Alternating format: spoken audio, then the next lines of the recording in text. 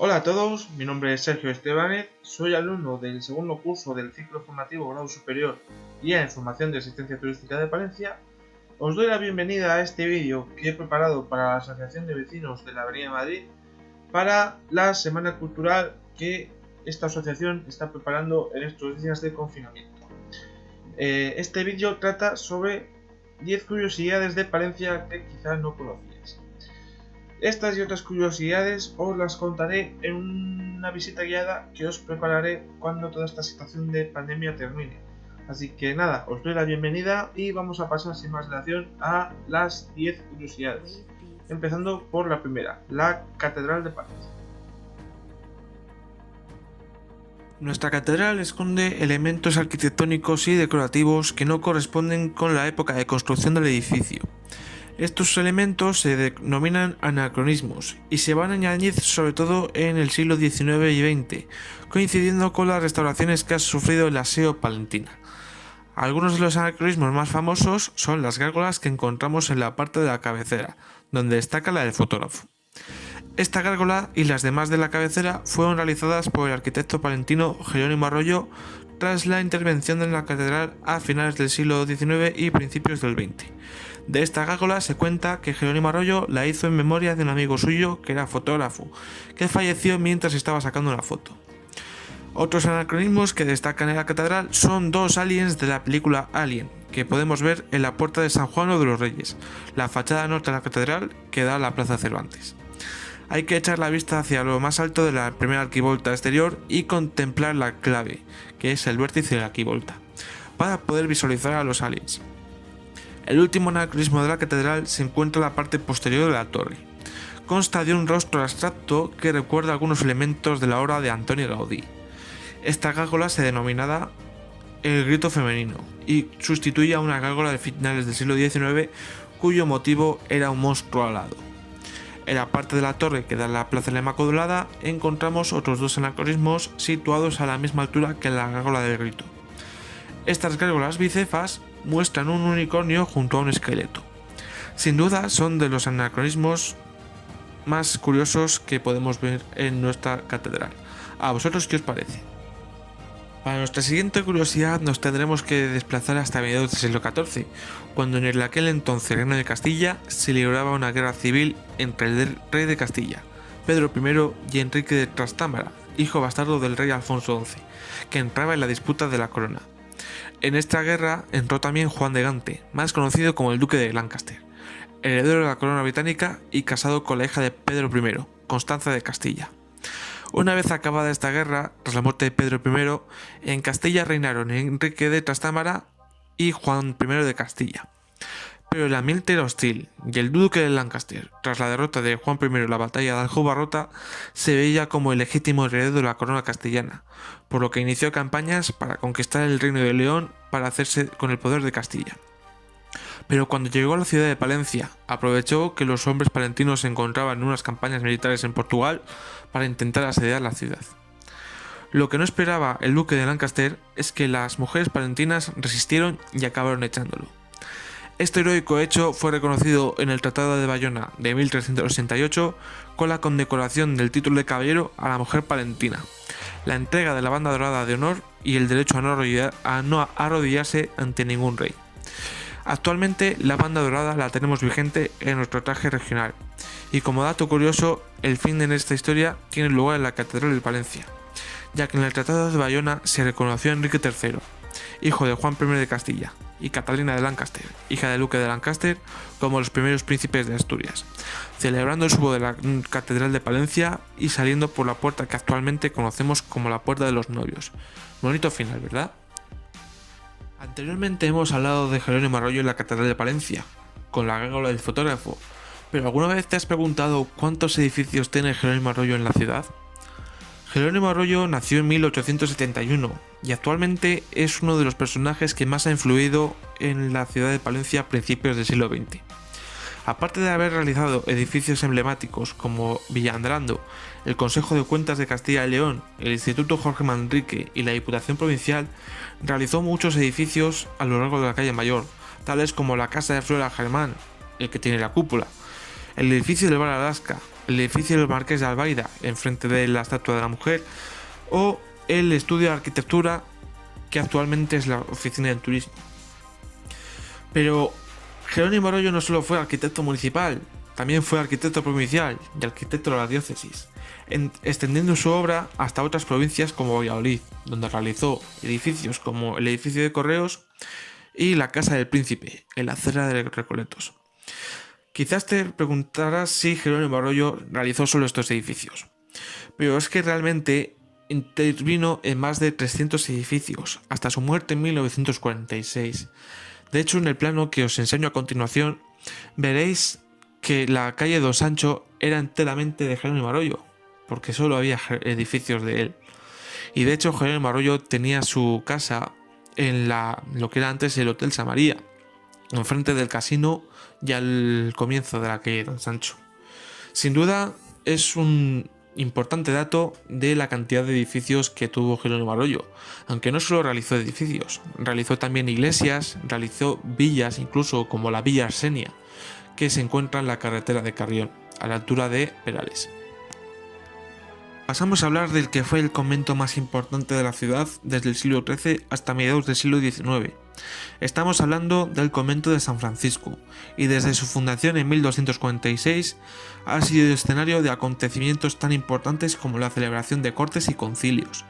Ha sido residencia de reyes e infantes, y lo que es más importante, abarcaba desde el monasterio de Santa Clara hasta la actual calle Valentín Calderón, incluyendo dentro de este convento espacios como la Plaza Mayor o la Plaza de los Juzgados. Sin duda, un espacio impresionantemente grande, y muchos de vosotros os estaréis preguntando, ¿qué pasó con toda esta extensión? A principios del siglo XVI, al ir creciendo la ciudad en extensión y en población, se iban teniendo nuevas necesidades, y la ciudad necesitaba un espacio donde poder celebrar el mercado, por lo que el ayuntamiento compró al convento de San Francisco el espacio que actualmente conocemos como la Plaza Mayor, que antiguamente se denominaba Plaza del Azafranal, que ya os hablaremos más adelante de la Plaza Mayor. Más adelante, en el siglo XVII, el convento cedió un terreno junto a la iglesia de San Francisco para poder construir la Capilla de la Soledad. Y durante los siglos venideros, al igual que en el resto de la ciudad y en España, el convento entró en decadencia, hasta que en el siglo XIX el convento fue utilizado como establo y almacén de munición durante la Guerra de la Independencia, dejando daños importantes en el interior. Y a mediados del siglo XIX, tras las leyes desamortizadoras, el convento fue expropiado de algunos de los bienes, pasando la mayoría de su extensión como bien de carácter público bajo la autoridad municipal. Actualmente, del convento de San Francisco nos queda la iglesia, la sala capitular y el claustro. Decir además que en este convento están enterrados algunos personajes ilustres, siendo el más importante el infante Don Tello de Castilla, señor de Aguilar de Campoo y señor de Vizcaya. También hijo extramatrimonial del rey Alfonso XI de Castilla y hermanastro del rey Pedro I de Castilla y el rey Enrique II de Castilla. Actualmente se encuentra enterrado en la capilla de la familia de Sarmiento, familia de linaje palentina que también tuvo mucha importancia a principios del siglo XVI.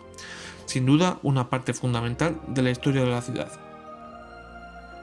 Como ya estuvimos hablando del convento de San Francisco, la Plaza Mayor formó parte de este hasta el siglo XVI, denominándose Campo del Azafranal, por el cultivo de esta flor. Este espacio fue comprado por el ayuntamiento para poder disponer de un espacio en el que celebrar el mercado, derecho que fue concedido por el rey Carlos I de España. Dato curioso decir que Carlos I se hospedó en Palencia durante una de sus estancias y deleitó a los palentinos con unos rejones. Imaginaros el espectáculo que tuvo que ser ver al rey rejonar en Palencia. También de la Plaza Mayor cabe destacar los cambios que ha sufrido a lo largo de la historia. Algunos de estos cambios posiblemente los recuerdes, ya que la Plaza Mayor ha tenido desde una fuente hasta jardines. Otro espacio sin duda con mucha historia. Pasamos a hablar ahora del puente de Abilio Calderón. Y muchos os estáis preguntando, ¿cuál es este puente? Pues no es ni más ni menos que nuestro conocidísimo Puente de Hierro. Este puente se denomina de esta manera porque Abilio Calderón, cuando se construyó este puente, era director general de Obras Públicas, y él fue quien financió su construcción. Para el sustento del puente se reutilizaron los sillares que formaron parte del desaparecido Arco del Mercado, actualmente visibles, ya que por debajo del puente hay un caminito un sendero para que puedas pasear. Pero la construcción del puente de hierro esconde una historia, y es que el puente de hierro se construyó en un sitio estratégico para Ávilo Calderón. Antiguamente, para ir a Villamuriel se tenía que ir por el Camino Viejo, al que se accedía por el Puente Mayor. Y para los tiempos modernos que venían en el siglo XX, tener que bordear la ciudad por el Puente Mayor para acceder a las huertas del Camino Viejo de Villamuriel suponía dar una vuelta innecesaria.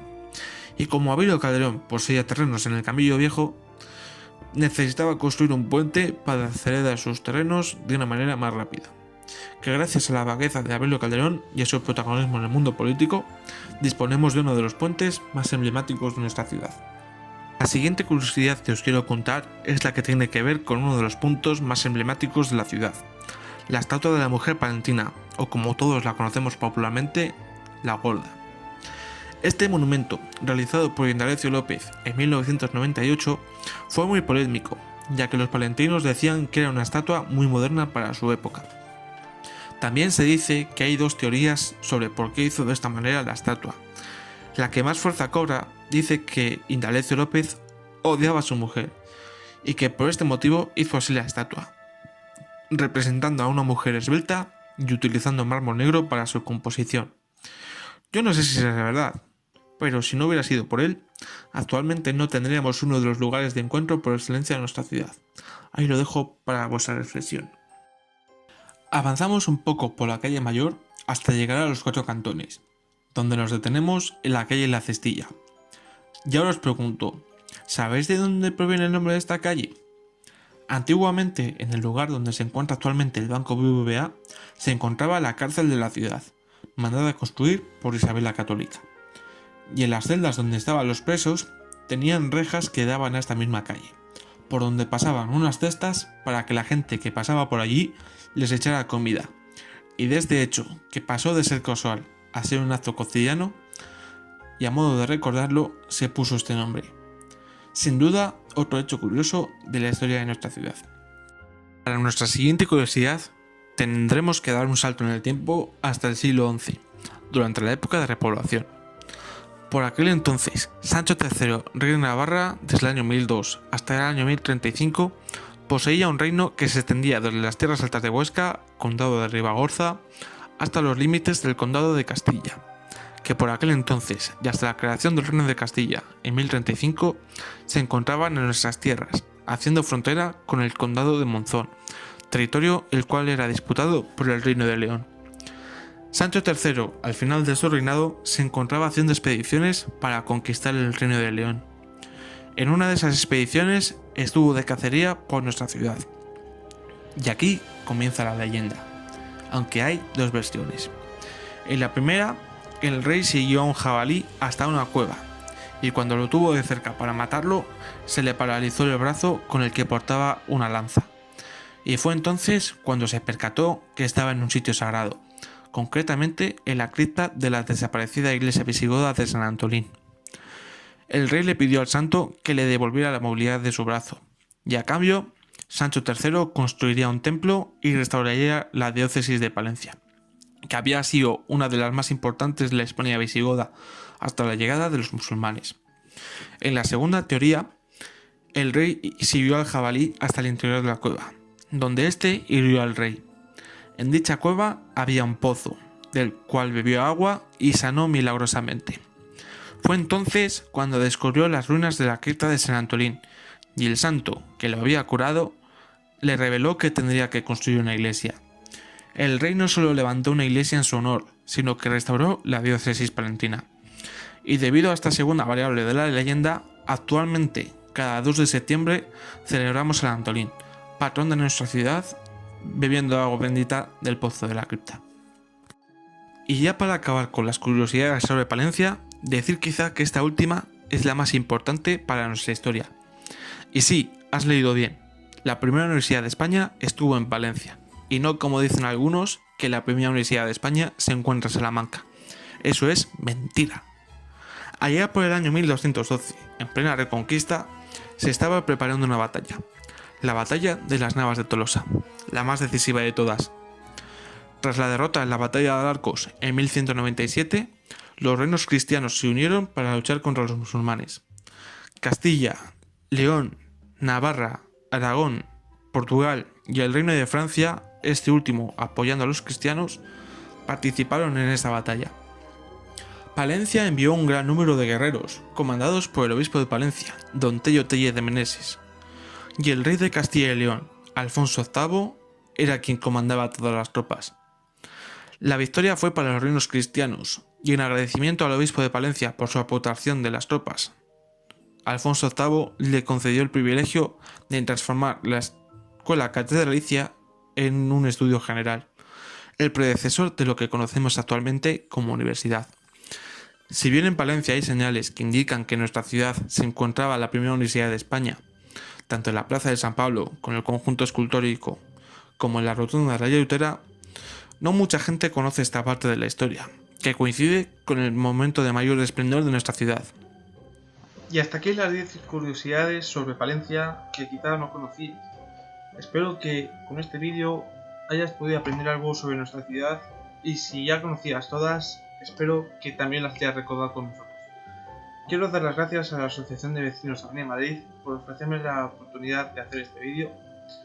Espero que te haya gustado y también espero que me acompañes en la visita guiada que realizaré cuando todo esto acabe. Muchísimas gracias y nos vemos pronto.